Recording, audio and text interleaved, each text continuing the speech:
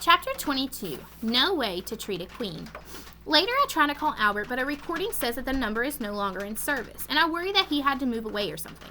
When I see him at school on Monday, I am so relieved. I run up to him. Albert, is it true that if you touch a butterfly's wing, you keep it from flying forever? Basically, kill it? A rather curious question for such a cold day in temperatures such as these. Albert, just tell me, yes or no? No, it is a myth that you render a butterfly unable to fly by touching its wings. The powdery residue on their wings is actually scales. They shed these scales on a regular basis, so merely touching them is okay. You only injure the butterfly if its wings are torn. I remember how the lady said its wings weren't torn. I hug Albert until I realize what I'm doing. His surprised expression is so hilarious, like Einstein himself just told him that the earth is not round, but instead shaped like a spoon. Nice shirt, Albert. Is this new? Is it new? Shay laughs at her own comment. Before he can answer, she draws her fingers down her own sleeve. I got a new sweater. It's purple, which is the color of royalty, she says, looking directly at me. That's why it's my favorite. I wonder what she wants from us, and I hate that I never know what to say to her.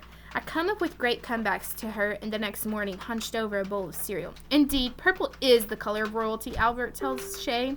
Yes, it is. Her voice is sing-songy and makes me wish she'd go eat paste. You two are just so uncouth. She turns to me. I bet Allie doesn't even know what the word uncouth even means. Do you? I know what uncouth means, Albert says. I know something else, too. Only an uncouth person would wear snail snot. She looks at us like we're wearing it. You say purple is the color of royals, he says. They only wore purple because it was the most difficult and expensive color to make. In medieval times, they needed to collect 3,000 Murex brandaris snails to have enough slime to make one cloak. So good for you. I'd prefer beige. He turns to me. What about you, Allie? Slime or beige? Oh, I'd have to go for beige. I try not to smile as much as I want to, and I try to keep my voice from sounding as happy as it is, because the look on Shay's face when she looks down at her new sweater, like she is actually covered in snail slime, is pretty unforgettable. Chapter 23, Words That Breathe.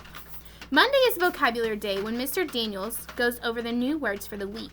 As far as reading lessons go, this isn't so bad. All I have to do is listen as he tells us the word's meaning, and I can usually remember it because I make mind movies about each one, and that helps me remember. I've always had one important rule in the classroom, which is to try to lie low. If I'm called upon, I'll say I don't know, even if I do.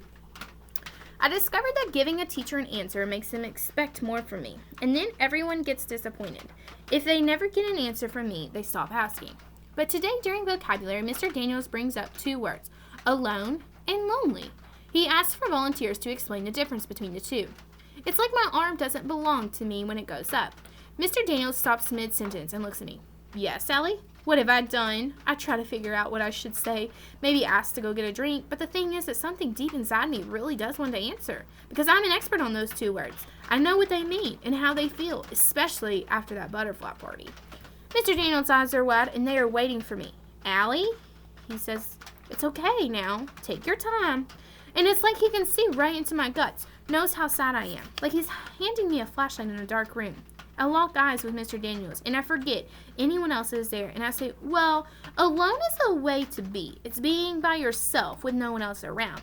And it can be good or bad, and it could be a choice.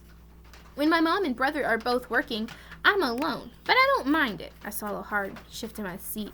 But being lonely is never a choice. It's not about who is with you or not. You can feel lonely when you're alone, but the worst kind of lonely is when you're in a room full of people, but you're still alone. Or you feel like you are anyways. I look at Mr. Daniels. He has his hands stuffed in his pockets, and his face looks sad. I try to remember what I said, but speaking in the class has made me so nervous that my mind is doing its Etch-a-Sketch thing. Unable to play my words back. What did I say? Why does he look like that? Staying quiet and having people think you're stupid is better than talking and having people know for sure. Mr. Daniels says my name. Huh? No one laughs. Not even Shay or Jessica. Well, he says, if I had a trophy to give out for the best answer of the year, I'd give it to you for that. He throws his hands up as if to celebrate. That was, well, excellent. I stare at my desk, wondering why he would say that. Allie? I look up. Thanks, I say, feeling like I have to leave. Why is he acting like I won the Brain Olympics just because I answered a question? Can I please go to the bathroom now? Mr. Daniels seems confused. Yeah, sure, Allie. Go ahead. When I stand, Shay squints at me and shakes her head.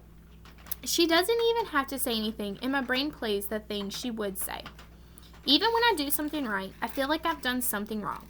If I were a coin, I'd be a wooden nickel.